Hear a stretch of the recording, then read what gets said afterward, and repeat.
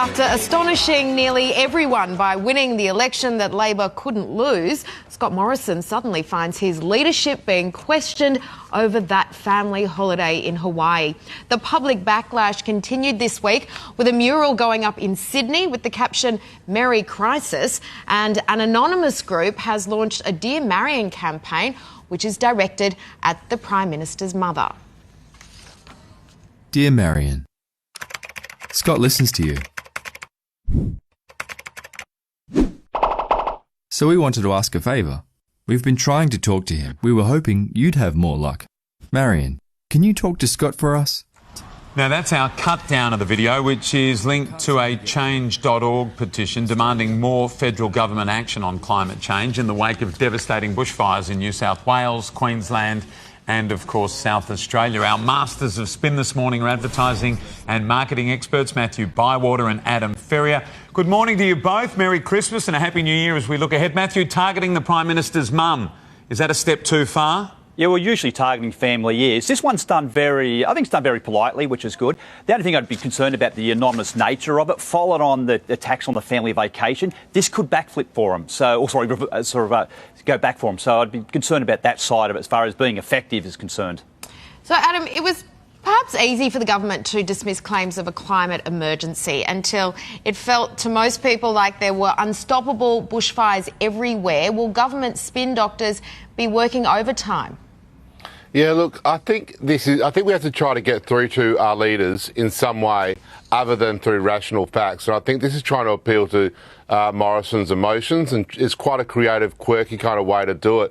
So I think it's a really strong strategy, and I think if there's more kind of different creative approaches that get real leadership from our leaders, then, you know, that's fantastic. So good on them for trying, and I think it's just one of many kind of different tactics that you'll start to see where people are going to get more creative to get the message across. All right. Speaking of creative and getting messages across, Kylie Minogue has become the new face of Tourism Australia, well, in Britain at least. This year's been tough and confusing, but progress is moving. Well, a glacial pace. Sorry. But all of Australia loves you, and we'll never judge you. So the Pop Princess stars in a 3-minute commercial, if you don't mind, which also includes Adam Hills, who we just saw, Ian Thorpe, Shane Warne. It went to air just before the Queen's Christmas message in the UK, so we know that is a massive, massive television audience. Matthew, first to you, how do you think this rates as a tourism campaign? I like it a lot, and we've been waiting since the launch of the philosophy started the campaign, what was going to happen next, and we did know it was all going to be targeted to individual countries. And is there a better ambassador for Australia to England than Kylie Minogue? I doubt it. And follow on with great scenery, it's showing mateship, it's just showing a very good, safe, fun place to be. So I really like the campaign. I really like this ad.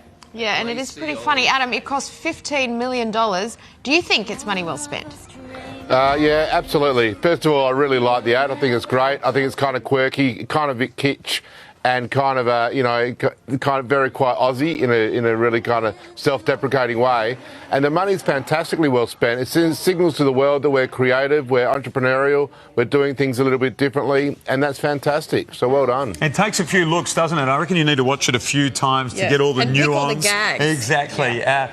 We get the gags. I wonder whether they'll get them all. But then in a way, I guess it doesn't matter. We are showing off Australia. Right? Yeah, no, you're spot on. Hey, speaking of all things Aussie, the legendary C'mon Aussie, Come On advertising jingle from 1978. So good. I remember we played that at our school assembly when I was in year 4. It's just been remade to celebrate women's cricket. Now Sophie's up to her amazing feats. She's got it. Here these hands are pretty hard to beat. Then, of course, there's Perry, whose skills are kind of scary. Come on, Aussie, up and off your seat. Absolute blinder!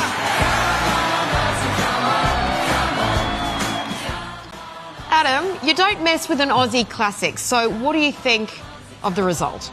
Well, I think you do mess with an Aussie classic. This is fantastic. People have been asking for this to be kind of reborn for so many years, and the way they've done it with celebrating the women's cricket is absolutely fantastic.